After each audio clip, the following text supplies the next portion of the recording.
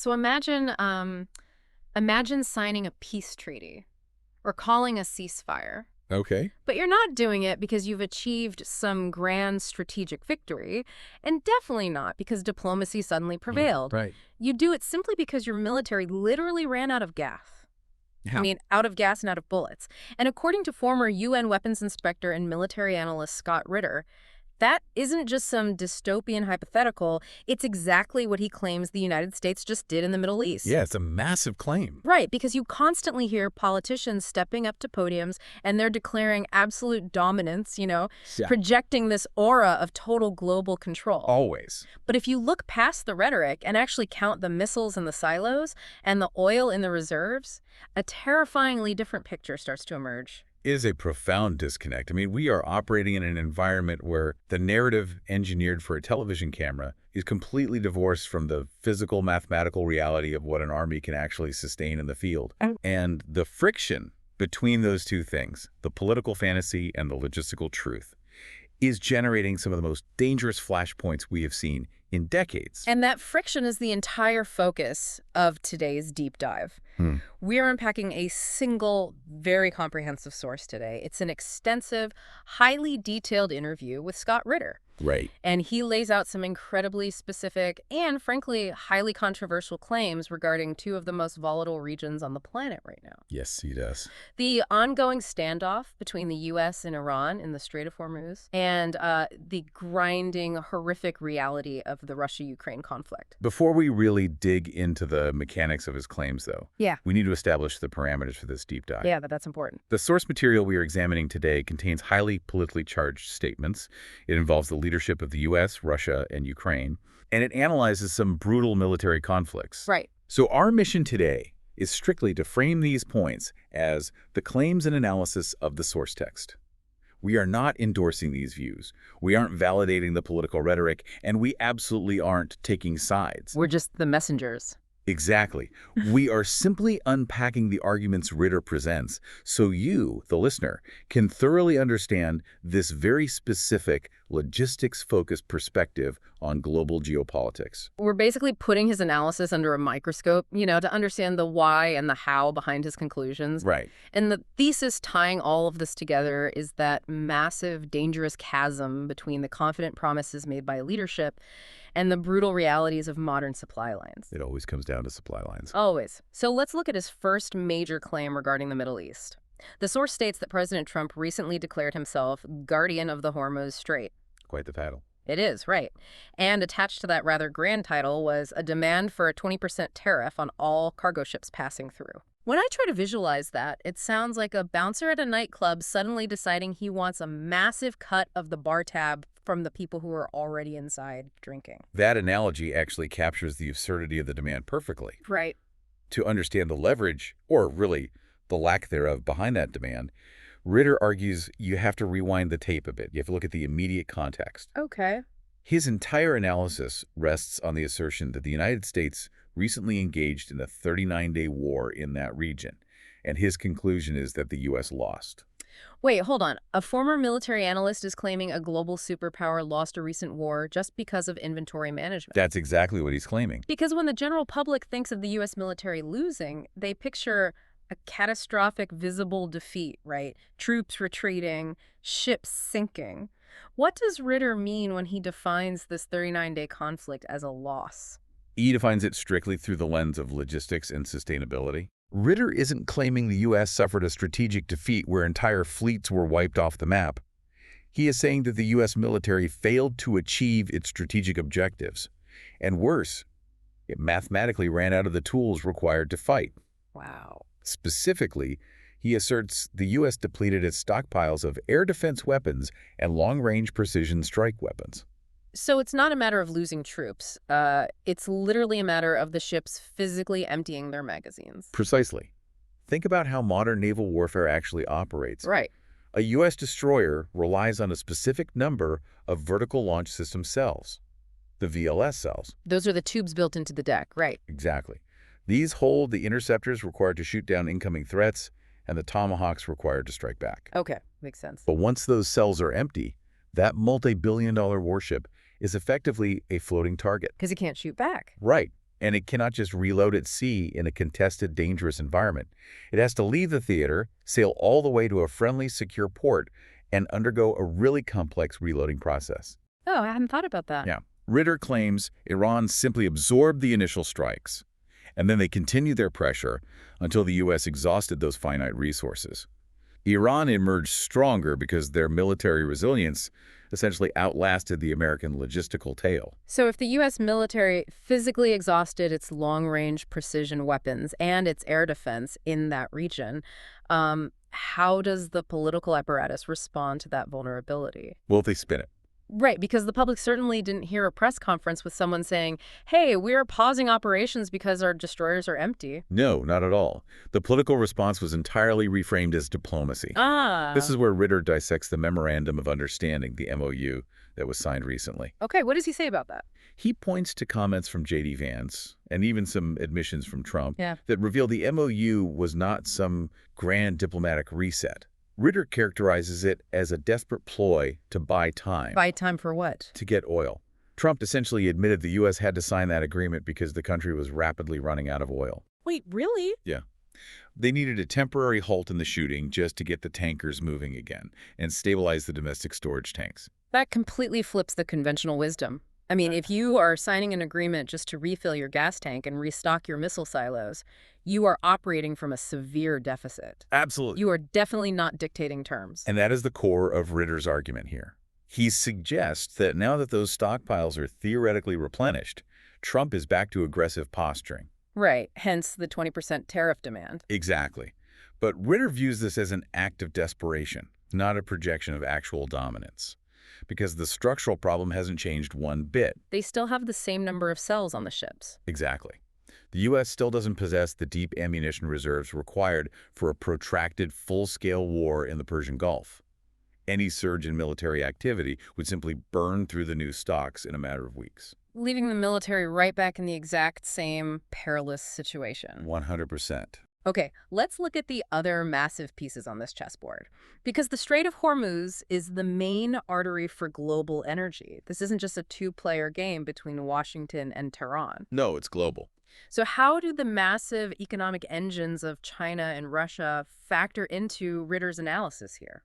They are the hidden variables that Trump is actually trying to manipulate. How so? Well, Ritter points out that while Russia and China are geopolitically aligned with Iran, what he calls Team Iran, they are entirely bound by their own domestic economic realities. Okay, that makes sense for China. Right. China is the easiest to understand.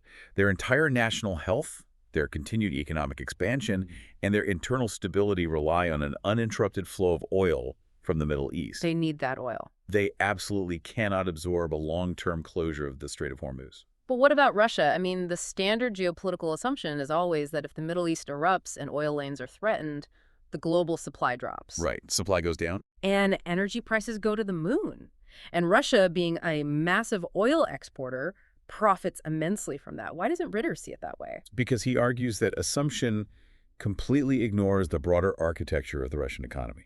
How so? Ritter breaks down the math.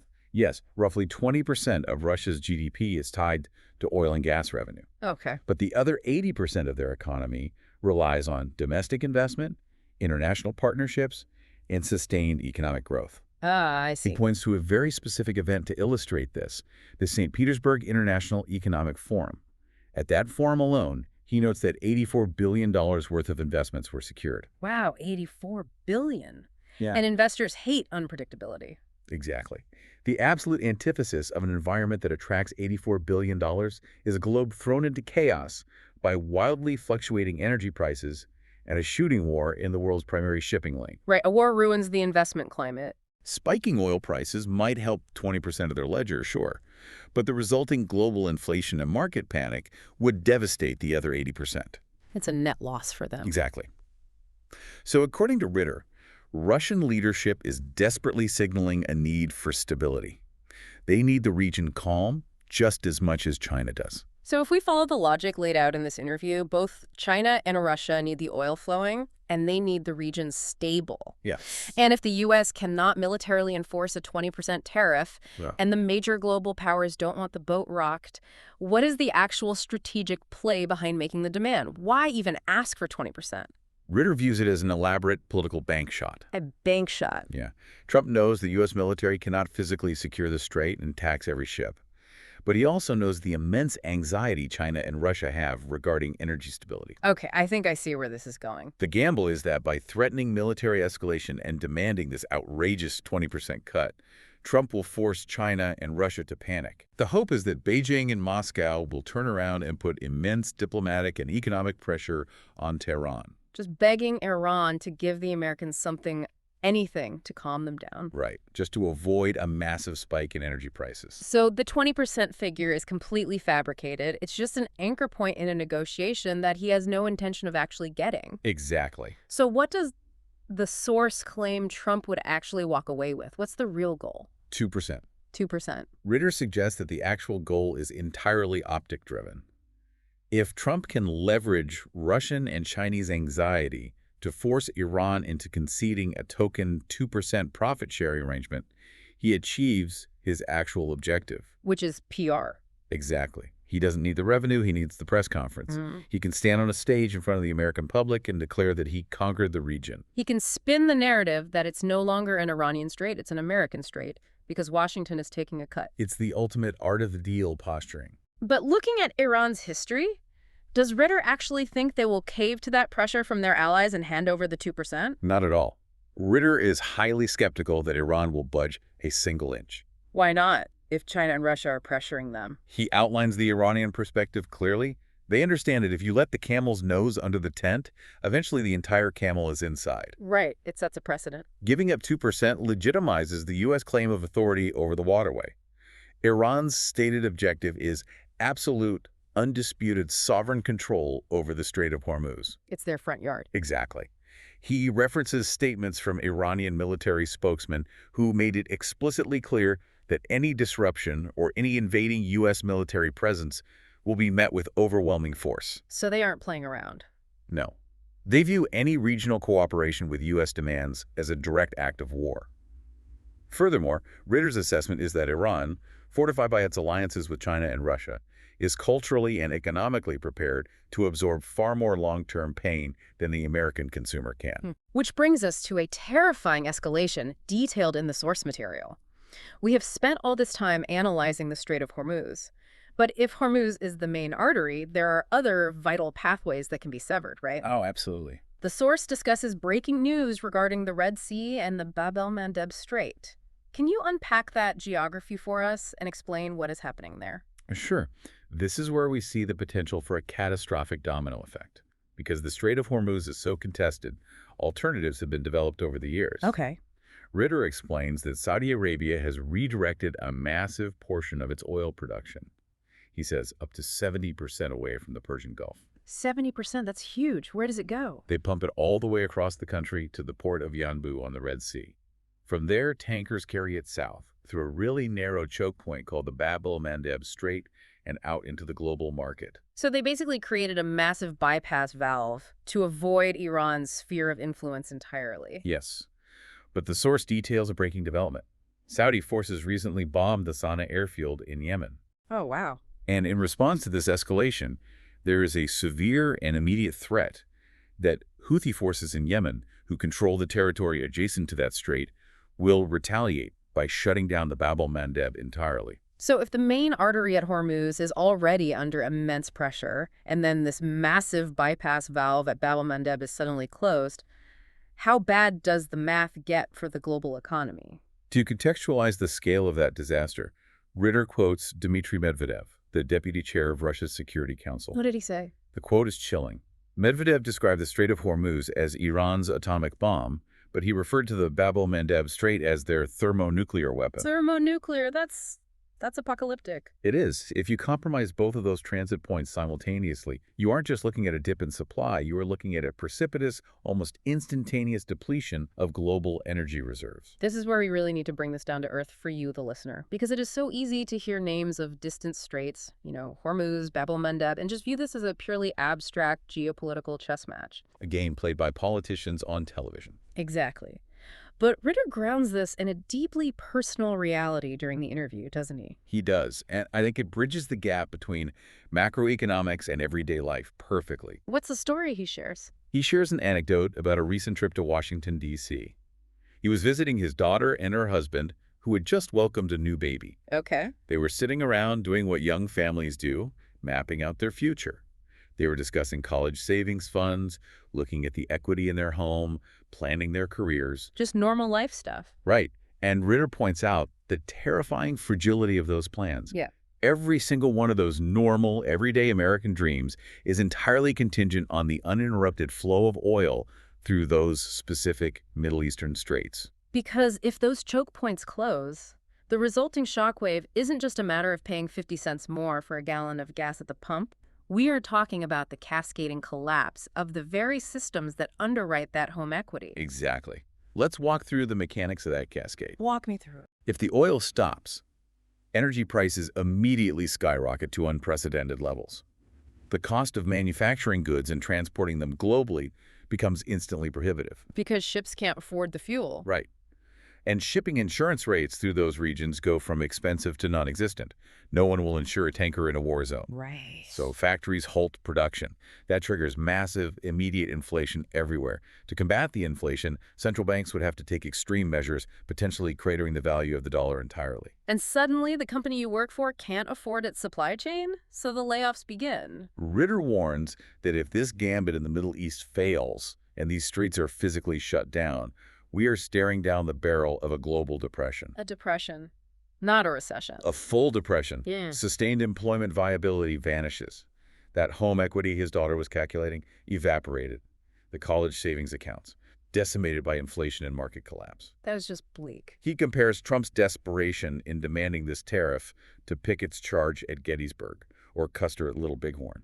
So a suicide mission. It is the action of a leader who realizes he lost the initial engagement, has no viable logistical alternatives, and is now making a doomed all-or-nothing gamble that risks absolutely everything. That is an incredibly sobering picture. The reality of a shattered global economy resting on the edge of a waterway. It really is. But here is where the disconnect between that grim reality and the political rhetoric gets truly surreal to me. While Ritter is outlining a scenario where the U.S. lacks the basic ammunition to sustain a fight, the source material points out that highly decorated U.S. generals are going on television and pitching military solutions that sound like they were scripted for an action movie. Yeah, the island-hopping proposals. Right. Let's look at the proposals from Generals Wesley Clark and Mackenzie. What exactly are they suggesting the U.S. do? They are suggesting amphibious assaults. Specifically, General Mackenzie proposed that the U.S. military should seize Iranian islands in the Persian Gulf. He specifically named Karg Island, which interestingly he mispronounced as Karag on TV, and Qishim Island. Seize Iranian islands. Yeah. The argument he presented on television is that the U.S. possesses the resident capability right now to effortlessly sail in, take these islands, and hold them. And what does that achieve? By possessing sovereign Iranian soil, the theory goes, the U.S. would gain massive leverage to dictate terms regarding the Strait of Hormuz. This is where I have to pause and ask about the basic mechanics of this. We are talking about island hopping? Yes! That is a tactic from 1945. We live in a world of 2026 precision-guided munitions. Why does Ritter argue that suggesting an amphibious assault in the Persian Gulf right now is an absolute tactical fantasy? To understand Ritter's absolute dismissal of this idea, we have to look at the geography and the specific weapons involved. Okay. Let's take Qishim Island as the example. To get an amphibious assault force, which means massive, slow-moving ships packed with hundreds of Marines, to Qishim Island, the U.S. Navy has to sail directly through the Strait of Hormuz. Which is tiny. It's incredibly narrow. And on the northern side of that strait is a massive, mountainous Iranian coastline. And I'm guessing those mountains aren't empty. Far from it. According to Ritter, those coastal mountain ranges are heavily fortified and absolutely riddled with Iranian precision missile launchers. Oh, boy. You are not sailing across the vast open Pacific Ocean to surprise an enemy like in World War II. You are sailing a massive, multi-billion-dollar metal box filled with troops slowly through a narrow shooting gallery. Under the constant, unblinking surveillance of an enemy who has the high ground. Exactly. Have current military leaders acknowledged this vulnerability? Or is Ritter the only one pointing out that slow ships and fast missiles are a really bad combination? Ritter is actually echoing the warnings of top-level commanders who focus on logistics rather than television appearances. He notes that the former commandant of the Marine Corps, General David Berger, explicitly warned about this exact nightmare scenario. What did General Berger say? Berger argued that the Marines had to urgently transition away from relying on legacy systems like large amphibious shipping. Why? Because a single, relatively cheap precision missile fired from a mobile launcher 100 kilometers inland, a missile the U.S. currently lacks a reliable, sustainable defense against in that specific theater, could strike an amphibious assault ship. And if that ship goes down? If that ship sinks, you lose 900 United States Marines in a matter of minutes before a single boot ever touches the sand. 900. The math of the exchange rate is catastrophic. You are risking billions of dollars and nearly 1,000 lives against a missile that costs a fraction of that fired from a cave. But let's play devil's advocate for a second. Let's say, by some miracle, the ships run the gauntlet, they survive the missile barrage, and they make it to the beach at Quesham. Okay, assuming they make it. Generals love to compare these proposed operations to the legendary battles of the Marine Corps, right? Hmm. How does Ritter dismantle the comparison to something like Iwo Jima? He dismantles it using sheer numbers and geographical reality. Ritter points out that taking Iwo Jima required 70,000 Marines. 50,000. Taking Okinawa required 180,000 troops.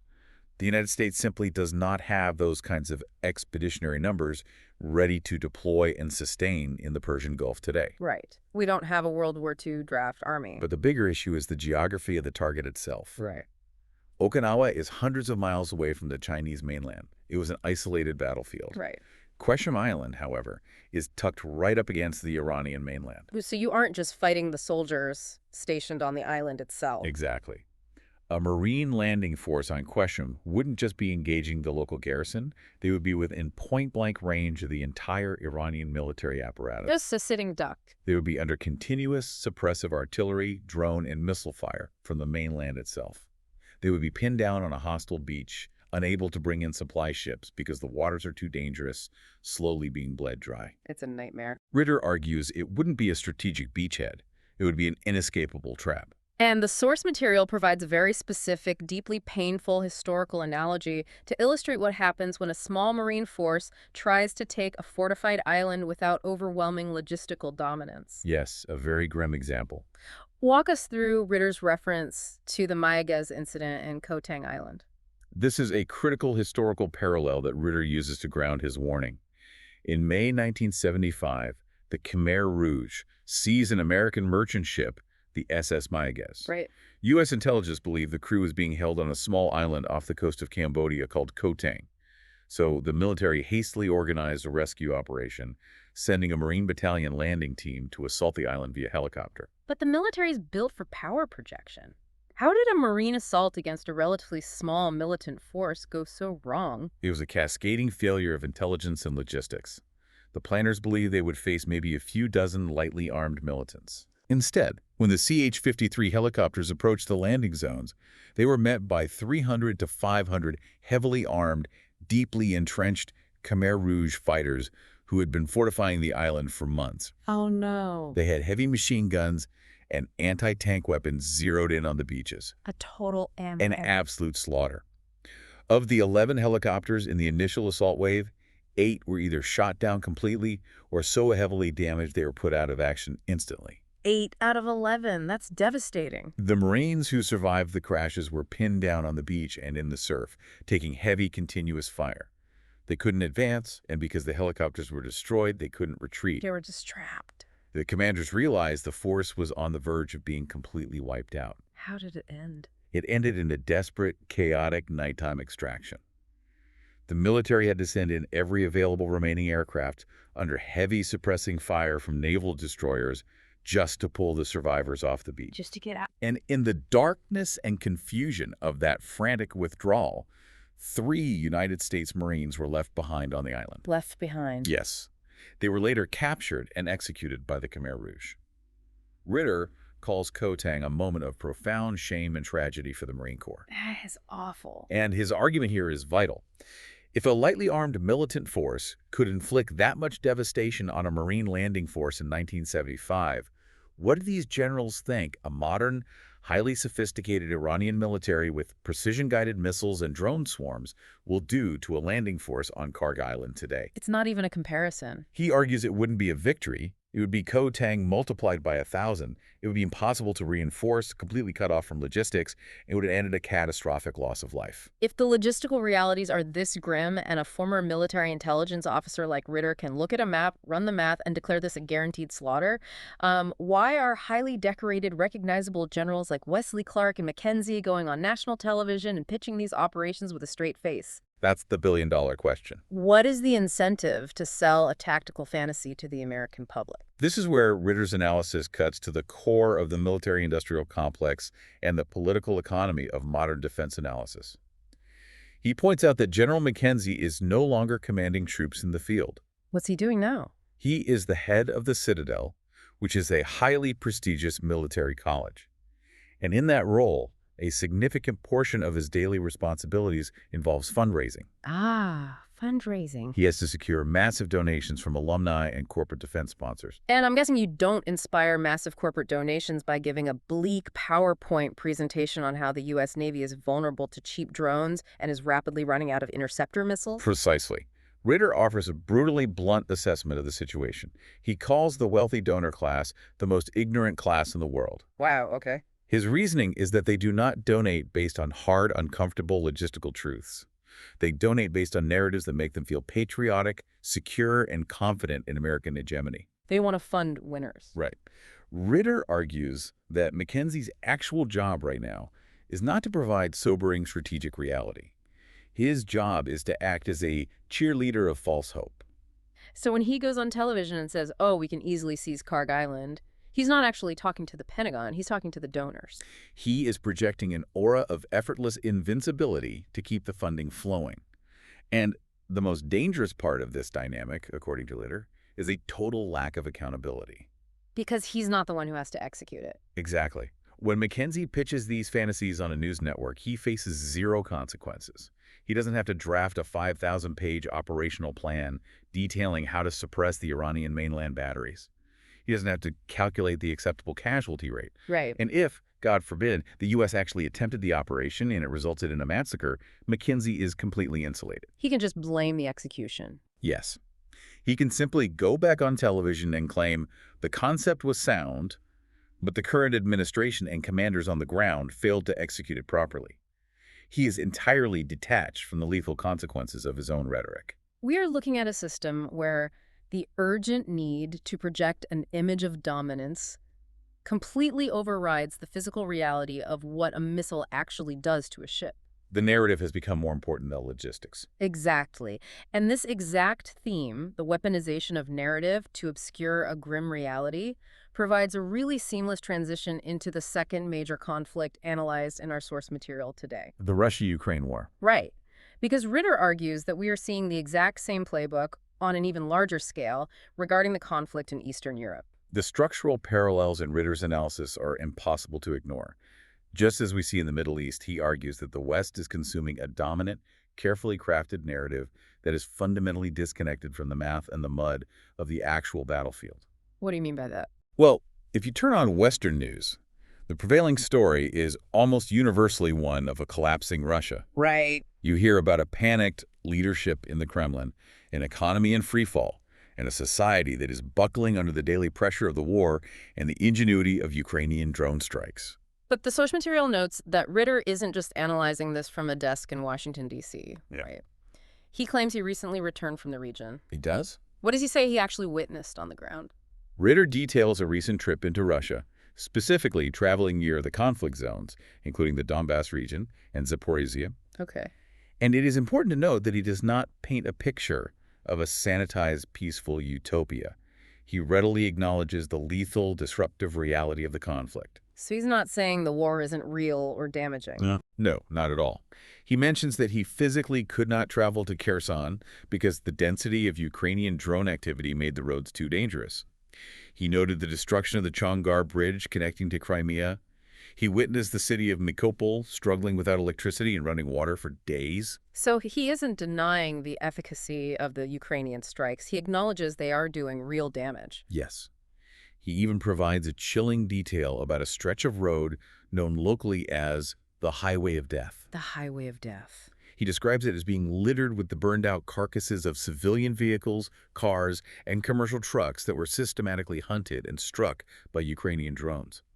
His own convoy was even targeted and attacked on the way out of the region.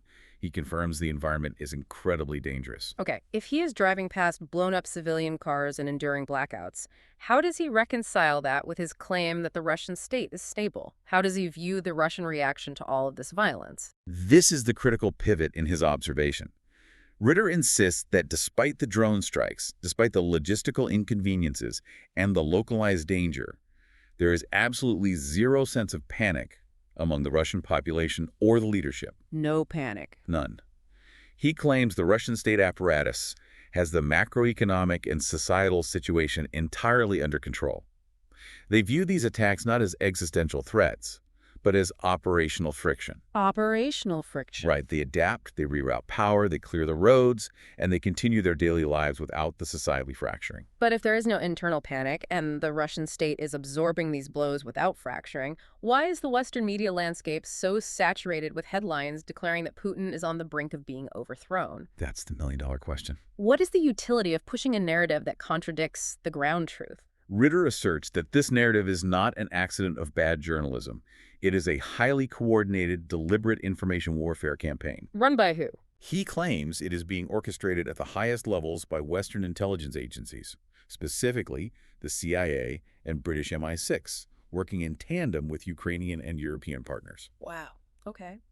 And crucially, he argues this campaign is not just general propaganda, it is tied to a very specific, time-sensitive political objective: the Russian State Duma elections scheduled for September 20th. Let me make sure I'm following this logic. He is claiming the West is running a targeted psychological operation to interfere with Russian domestic elections. Exactly. According to Ritter, the overarching goal of this intelligence operation is to manufacture an illusion of Vladimir Putin's weakness and frailty in the crucial weeks leading up to those elections. Make him look weak to his own people. Yes. The strategy is to saturate the information space, both inside Russia via digital channels and globally, with the idea that a Russian victory is not inevitable. They want to project the image that the Russian economy is hollowed out, that an energy crisis is looming, and that the leadership cannot protect its own airspace. Just flood the zone with doom. The objective is to inject a sense of instability into the Russian populace, hoping to spark domestic unrest or political opposition that will destabilize Putin's power base from within. That is a massive claim.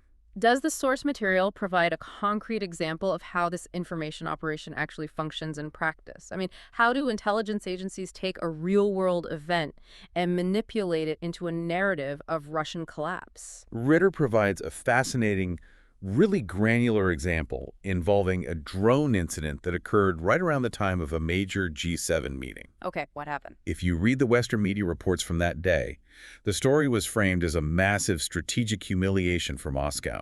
The headlines claimed that a Ukrainian FP-1 drone successfully evaded all Russian air defenses, penetrated deep into Russian airspace, and successfully blew up a massive oil storage tank at a refinery right outside Moscow. The implication being that if Ukraine can hit a refinery in Moscow, no Russian asset is safe. It projects total vulnerability. Exactly. But what is Ritter's mechanical breakdown of what actually happened? Ritter looks at the physics of the military hardware involved and claims the reality of the event was entirely different.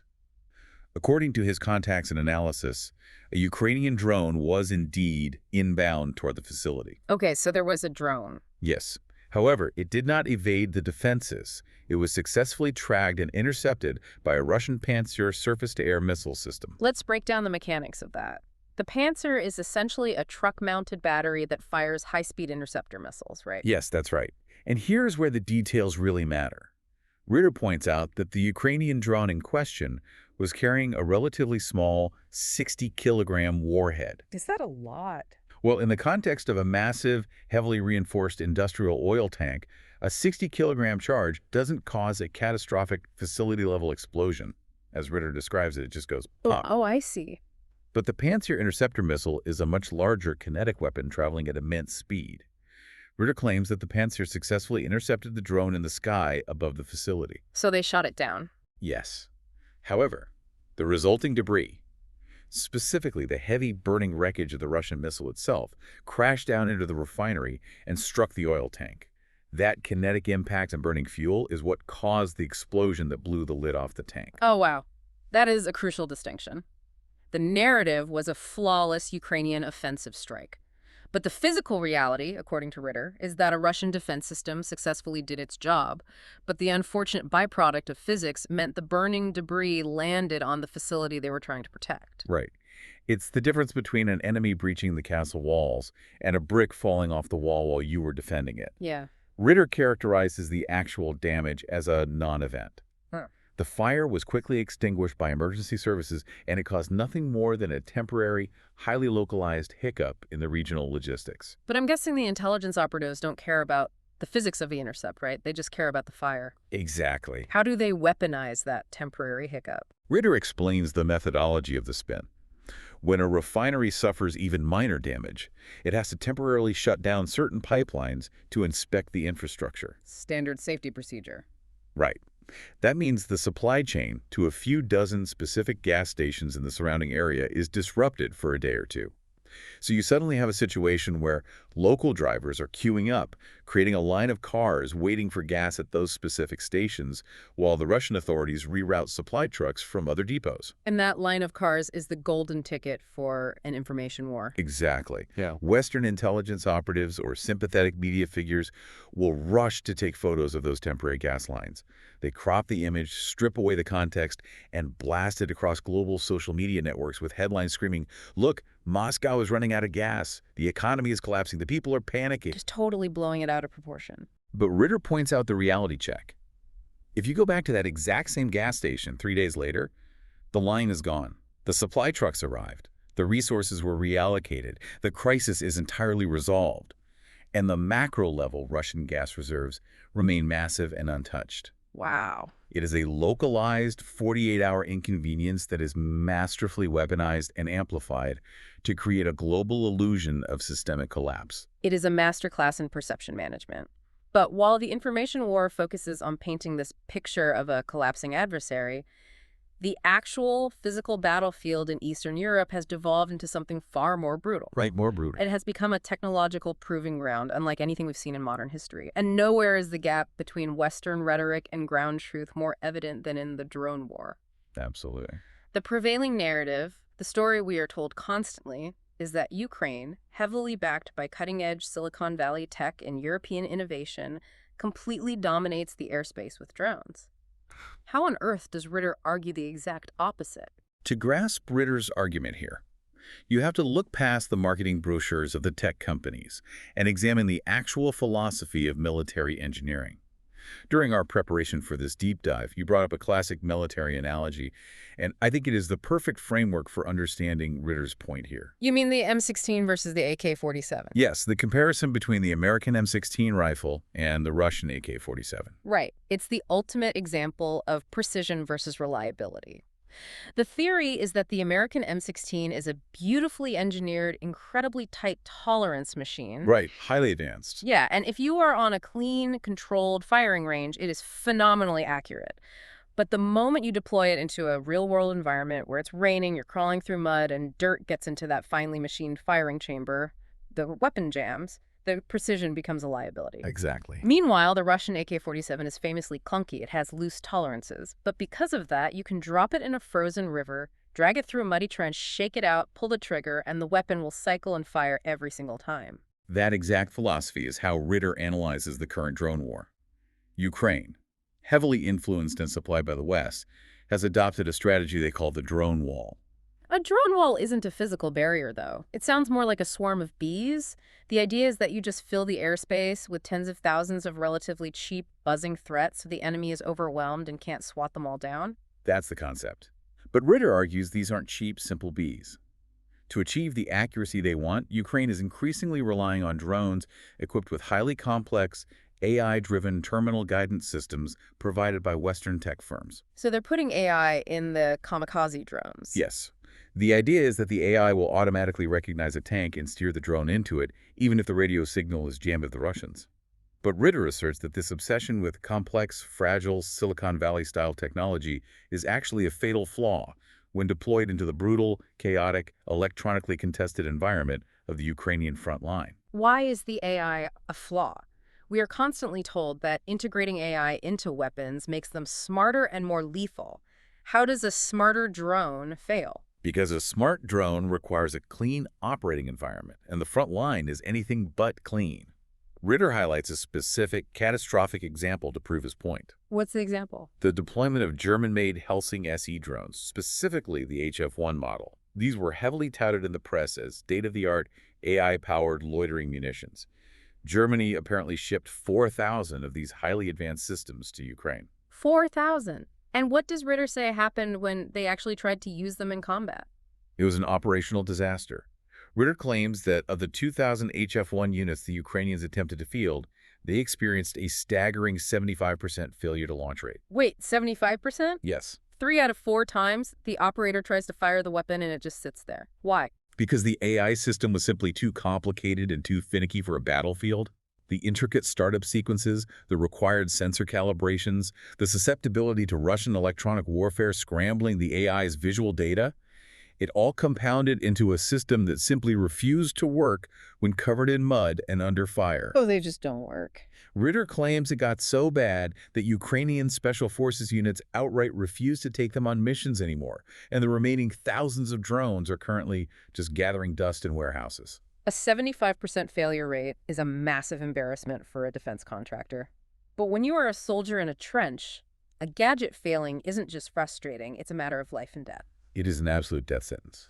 And to understand why a glitchy drone gets you killed, we have to talk about what the Russians are doing while the Ukrainian operator is trying to reboot his AI. What are they doing? While the West focused on putting complex AI into the explosive drone itself, Ritter asserts that Russia focused their AI efforts on achieving absolute dominance in ISR. ISR, intelligence, surveillance, and reconnaissance. Explain what that actually looks like on this battlefield. It means Russia essentially has an unblinking, AI-enhanced eye over the entire front line. They aren't just flying a few camera drones. It's a network. Yes, they have layered surveillance. Satellites in orbit, high-altitude Orlan-10 reconnaissance drones continuously loitering, and electronic warfare units constantly triangulating radio signals. And they use powerful, centralized AI systems to instantly synthesize all of that data. Processing it all in real time. Exactly. The AI filters through hours of video and radio noise to flag a single thermal bloom from a generator or a brief spike in a radio transmission. So the moment you do anything out of the ordinary, the system flags you. Let's walk through the mechanics of that fatal sequence you mentioned earlier. What actually happens to a Ukrainian soldier trying to deploy one of these glitchy German HF-1 drones? Picture the terrifying reality of this sequence. A Ukrainian drone operator is hidden in a basement or a trench. To launch a complex drone, they cannot stay in a concrete bunker. They need a clear line of sight. Right. They have to find a tiny window of time to step out into the open, physically assemble the drone, power up the complex AI system, wait for it to acquire a GPS lock, and launch it. If they're exposed in the open for more than a few moments, the Russian ISR net will see them. Because of the unblinking eye. Yes. So the operator steps out, goes through the complicated German assembly process, and hits the launch sequence. And because it's the HF-1, there is a 75% chance the drone just sits there, flashing an error code. Exactly. And the human instinct is to try and fix it. So the operator stays exposed for 10 extra seconds, trying to troubleshoot a glitchy AI system. Oh, man. In those precious seconds, the Russian AI flags the thermal signature of the soldier and the electronic emission of the drone controller. Instantly, the coordinates are verified and passed to a Russian strike battery. And then what? Before the operator can abandon the drone and scramble back down into the bunker, the Russians drop heavy ordnance, often massive FAB-500 glide bombs, or an Iskander ballistic missile. The strike obliterates the operator, the glitchy drone, and the entire command post they stepped out of. That is horrifying. The technology isn't just failing to kill the enemy. The complexity of the tech acts as a trap that holds the user in place long enough to be killed. It's a death trap. Does Ritter provide data on what this technological mismatch is actually costing the Ukrainian military? The statistics he provides in the interview are staggering and grim. He asserts that due to this dynamic, Ukraine is currently losing 8 to 10 entire drone command posts every single day. They're losing 10 command centers a day. Yes. And with those command posts, they are losing the personnel inside. Ritter estimates Ukraine is losing 80 to 100 drone operators daily. 100 a day. And we have to understand the human logistics here. These are not frontline infantry recruits who could be handed a rifle and pushed into a trench after a week of basic training. Right, it's a technical skill. Ritter notes it takes at least 4 weeks just to learn the basic flight controls, and upwards of 6 months of intensive training to become a proficient, combat-effective drone operator. Ukraine is bleeding out 100 of these irreplaceable, highly trained technical specialists every single day. And who is executing these strikes? Is it just automated artillery fire, or is this a dedicated strategy? It is highly systematic and ruthlessly efficient. Ritter mentions a specific, specialized Russian unit called Rubicon. Rubicon. This unit's entire existence, their sole mandate, is to hunt and kill Ukrainian drone operators. They don't target tanks, they target the pilots. Wow. Ritter claims that the reputation of this unit is so fearsome that even the Ukrainians acknowledge that when the Rubicon unit moves into their sector, their operational survival rate plummets. It's a targeted assassination program for drone pilots. Basically, yes. And contrast this with the Russian drone operators. They use systems like the Lancet drone. It is the AK-47 of this war. It might not have the flashiest Silicon Valley AI, but the Russian operator finds a window, steps out, launches it, and the drone physically functions every single time. It just works. It flies toward the target while the operator safely returns to deep cover. Russia is systematically winning the drone war. And as Ritter points out, in this new era of combat, if you are winning the drone war and blinding the enemy, you are inevitably winning the ground war. Which perfectly explains why Ritter is so dismissive of the idea of Ukrainian counterattacks being successful. He argues that when Ukraine manages to push their infantry forward a few kilometers, they aren't actually liberating territory. No, not at all. They are just punching into what he calls a gray zone of death. They move into an area completely mapped and controlled by Russian ISR and drone swarms, only to be systematically slaughtered, while the Russian forces continue their slow, methodical, meat grinder advance. Exactly. It is a war of industrial attrition, and Ukraine is simply running out of the highly specialized human capital required to maintain the illusion of their drone wall. So we have moved from the tactical failure of drones in the trenches to this overarching theme of a logistical fantasy being sold to the public. And this leads us to the final and perhaps most significant political promise being made in Washington right now regarding Ukraine's survival. The Patriot missiles. Right. The promise of long-range air defense, specifically the Patriot missile system. According to the source material, U.S. Representative Michael McCaul recently made some very bold public claims about Ukraine's prospects and a new, groundbreaking Patriot licensing agreement. What exactly did the congressman say? Representative McCaul was speaking to the press following a major NATO summit, and he painted a picture of absolute soaring optimism. He claimed that the morale of the Ukrainian troops is booming, and he explicitly stated to the cameras that Ukraine is winning the war. Winning the war. Yes. But the absolute cornerstone of his argument, the piece of evidence he held up to prove this impending victory, was a claim regarding the Patriot missile system. Okay, what was the claim? He stated that President Trump had agreed to new licensing agreements that will allow Ukraine to physically build their own Patriot interceptor missiles right there on Ukrainian soil.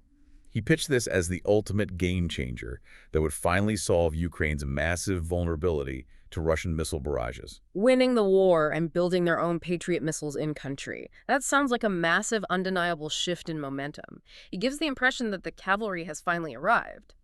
How does Scott Ritter evaluate McCaul's statements? Ritter's evaluation is absolutely scathing. He does not mince words or offer polite diplomatic pushback. He calls Congressman McCaul a straight-up liar and characterizes his entire statement as horse manure. Oh, wow. Tell us how he really feels. Yeah. Ritter believes that McCaul is deliberately injecting false hope into a military situation that is completely unsalvageable. Let's focus on the mechanics of why Ritter calls it a lie. Let's break down the actual math, the engineering requirements, and the timelines of this proposed Patriot licensing agreement, because this is where the cold logistics completely destroy the political talking points. Exactly. Can a war-torn country just flip a switch and start pumping out advanced surface-to-air missiles? Not a chance. And Ritter uses real-world data to prove it. First, he looks at the timeline of a nearly identical project currently happening in Germany. Okay, Germany. Germany, a highly advanced, peaceful, industrialized nation, secured a licensing agreement to produce these exact missiles. They broke ground on their state-of-the-art facility in 2022. Ritter estimates, based on defense industry timelines, that the very first functional missile might roll off that German production line by the end of 2027. 27. Yes, that is a 5-year process just to get the assembly line working in a perfect peacetime environment. I want to make sure I'm grasping the scale of this absurdity. You're telling me that even if Ukraine magically possessed a perfect, untouched, fully staffed factory ready to go this very second, they wouldn't produce a missile until 2029. It is exponentially worse than that. Mm. The analogy we discussed earlier perfectly captures Ritter's point here. Building a Patriot missile in Ukraine right now is like trying to build a Ferrari from scratch in your garage. Right. Except your neighborhood is actively being carpet bombed. You don't possess the legal rights to look at the blueprints, and the factory that manufactures the specialized spark plugs is located 3 countries away. That paints a picture. Ritter points out that Ukraine completely lacks the subcomponent capacity. They don't make the microchips, the solid rocket fuel, or the radar seekers. Furthermore, they lack the legally required quality control frameworks demanded by U.S. defense contractors. The red tape. He asserts that even if the war stopped completely today and peace broke out, Ukraine wouldn't be able to legally assemble a single missile for at least 3 years due to the bureaucratic and logistical hurdles. And that is assuming the war stops. Which it hasn't. The missiles are still falling. Right. And Ritter notes the ultimate tactical reality. The moment Ukraine attempted to lay down a single square foot of concrete for a new Patriot assembly plant, the Russian military would simply use their absolute dominance in ISR to locate the construction site and obliterate it with a hypersonic strike. Because they can see everything. Russia is currently systematically hunting and destroying every major drone factory and repair depot in Ukraine. They would never allow a Patriot facility to be built. Okay, but let's suspend disbelief for a moment. Let's set aside the impossibility of building the factories in Ukraine. Let's look at the physical missiles themselves, because politicians talk about the Patriot system like it is a magical, impenetrable force field, right? I do. Is the specific type of Patriot missile being discussed in these agreements even physically capable of stopping the weapons Russia is firing? This is the most crucial and often ignored technological mismatch that Ritter highlights. The licensing agreements McCall is touting are focused on producing something like the PAC-2 GMT missile. Okay, the PAC-2. The PAC-2 is an older, somewhat improved interceptor, but fundamentally it is designed to track and shoot down cruise missiles and aircraft. But cruise missiles aren't the primary threat breaking the back of the Ukrainian electrical grid right now, are they? No. The truly devastating weapons that Russia is deploying to obliterate Ukrainian infrastructure are advanced ballistic missiles and hypersonic weapons, specifically the Iskander-M, the Kinzhal, and the Zircon. Let's explain the physics of that for the listener. Why can't a PAC-2 shoot down a Kinzhal? What is the mechanical difference between intercepting a cruise missile and a hypersonic weapon? It comes down to speed and predictability. A cruise missile flies relatively low and at a somewhat constant speed, almost like a small airplane.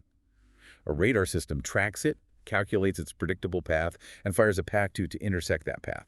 It's like leading a target when shooting a clay pigeon. Okay, that makes sense. But a hypersonic weapon like the Kinzhal is traveling at immense speeds, often exceeding Mach 5 or even Mach 10. More importantly, it doesn't follow a predictable ballistic arc. It can maneuver during its descent. Oh, it steers. Exactly. By the time the Patriot radar calculates where the Kinzhal is going to be and fires the PAC-2 interceptor, the Kinzhal has already changed its trajectory. Ritter bluntly states that the math simply doesn't work. The PAC-2 GMT physically cannot shoot down those hypersonic weapons. Is there anything in the U.S. arsenal that can? The only interceptor that even has a mathematical chance against an Iskander or a Kinzhal is the highly advanced PAC-3 MSE missile. PAC-3, okay. But here's the logistical trap. The United States is currently struggling to manufacture enough of those for its own domestic stockpiles. They lack the specialized parts and the factory capacity to ramp up production from 600 units a year to the necessary 2,000 units. We don't even have enough for ourselves. Exactly. The idea that the U.S. military would divert its most guarded, limited supply, high-tech interceptors to Ukraine only to watch them get overwhelmed and blown up by a Russian counterstrike is, according to Ritter, absolutely absurd. The U.S. will not disarm its own Pacific defense posture to send its best missiles to a losing front. So what happens when the reality of the supply chain crashes into the political rhetoric? What happens when President Zelensky, who McCall claimed left the NATO summit feeling great about these promises, realizes that the weapons he needs for survival are quite literally years away from even being assembled? And that even if they miraculously arrive tomorrow, the physics dictate they can't stop the hypersonics hitting his cities. Ritter predicts a massive, ugly political fallout. He argues that Zelensky, despite his public demeanor, knows the logistical truth deep down. The initial smiles and handshakes at the NATO summit are already curdling into panic. Right. Zelensky is going to inevitably demand that the United States follow through on these grand promises. But when he publicly calls out Trump for failing to deliver the factories and the missiles, Ritter anticipates a volatile reaction. Trump won't like being called out. No. He characterizes Trump as a shallow leader who will react poorly to being criticized. Ritter predicts Trump will accuse Zelensky of being ungrateful, leading to a complete and toxic collapse of the U.S.-Ukraine relationship. A complete breakdown. Ritter argues that McCall's false promises aren't actually a morale booster. They are psychologically devastating to the Ukrainians. The commanders who actually understand the math and the logistics realize they have been lied to, and that they have been abandoned to face the Russian artillery alone. Which brings us to the ultimate, grim conclusion of this deep dive. If Ukraine physically cannot produce the necessary weapons, if the West structurally cannot supply the advanced interceptors in time, and if Russia is steadily, methodically dominating both the AI drone war and the physical ground. Right. What does Ritter say is Vladimir Putin's long-term endgame? When does the map stop changing? Ritter argues that anyone waiting for Putin to accept a temporary ceasefire or a localized buffer zone fundamentally misunderstands the Russian objective. He says Putin is focused entirely on addressing what Moscow considers the root causes of the conflict. And what does that mean in practical terms? In practical terms, that means the total systemic eradication of the current Ukrainian political and military regime. Ritter bluntly asserts that Zelensky and his top commanders have very short futures. But geographically, the map of Eastern Europe is going to be altered permanently. Ritter claims that Putin's intent is to conquer and completely absorb major historic Ukrainian cities like Sumy, Kharkiv, and Odessa into the Russian Federation, officially classifying them as new Russian territories. Just absorbing them entirely. Yes. According to Ritter's logistical calculus, Ukraine is getting smaller and smaller every single day, and there is absolutely nothing in the Western arsenal capable of preventing that final endgame. That is an incredibly heavy, sobering analysis to process. We have covered a massive expanse of ground today, looking closely through the very specific logistics-first lens of Scott Ritter's perspective. We really have. We've explored the dangerous widening gulf between the snappy rhetoric delivered at press conferences and the grim mathematical reality of supply chains. We looked at the Middle East, where political demands for 20% tariffs and armchair generals pitching amphibious island invasions violently clash with the reality of depleted American ammunition stocks and the lethal geometry of Iranian precision missiles. We examined the economic knife edge of the global energy supply, where a localized conflict closing the Bab el-Mandeb Strait could trigger a cascading global depression, wiping out your savings, your home equity, and your family's future. And we trace that exact same theme, the battle between the manufactured narrative and physical reality, into the trenches of Eastern Europe. Yes, we did. We saw how a coordinated intelligence operation attempts to paint a picture of an impending Russian collapse to influence elections, while the reality on the ground shows a Russian military dominating the operational space with superior AI-enhanced intelligence, surveillance, and reconnaissance. The unblinking eye. Exactly. We unpack the fatal cost of relying on... So, why does spending an hour unpacking all of this matter to you, the listener? It matters because whether you are looking at the stability of your retirement fund, which is inextricably tied to the safety of Middle Eastern shipping lanes, or whether you are trying to understand where billions of your taxpayer dollars are actually going in Eastern Europe, recognizing the difference between a political talking point and cold, hard military logistics is a vital survival skill. It really is. It is the core of critical thinking in the modern age. You have to learn to look past the podium, ignore the spin, and look at the supply lines. You have to ask, how does this actually work? That level of critical analysis is the only way to truly understand the forces that are shaping the reality of our world right now. Let me leave you with a final provocative thought to mull over as you go about your day. We spent a significant amount of time today examining how high level technology, specifically those incredibly complex AI driven drones developed by Silicon Valley and European tech firms, are actually failing catastrophically on the battlefield. Yes. We saw how their complexity made them fragile, turning them into liabilities against an enemy utilizing older school, reliable surveillance and overwhelming mass. Today, we are rushing headfirst into an era that is absolutely obsessed with artificial intelligence. We are inserting hyper advanced, incredibly fragile technology into every single sector of our lives: our financial markets, our power grids, our vehicles, and our militaries. But based on the brutal lessons of the battlefield we've seen today, at what point does our absolute, unquestioning reliance on complex, fragile technology stop being our greatest strength and become our single greatest strategic vulnerability? It is a profound question that every engineer and every citizen needs to be asking before it is too late. Thank you so much for joining us on this deep dive. Keep questioning the headlines, keep looking for the logistics, and we will catch you next time.